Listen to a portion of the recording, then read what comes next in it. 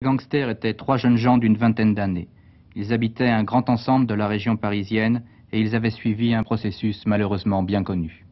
Très nombreux sont les jeunes de ces grandes cités, de ces grands ensembles qui, rentrant le soir chez eux, se trouvent seuls, descendent dans la rue, retrouvent leurs camarades. L'été, même l'hiver, le font aussi après le dîner, car les parents fatigués ne veulent pas s'occuper d'eux, ou ne peuvent s'en occuper. Se retrouvant dans la rue, ils essayent de s'occuper. Du menu larcin, on passe au vol de phares de voiture, du vol de phares de voiture au vol d'essence, du vol d'essence au vol de voiture.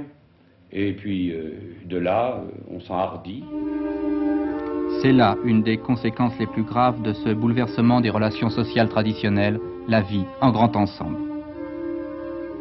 Surconcentration urbaine pour les uns, tristesse, ennui, dégoût pour les autres, le résultat est le même.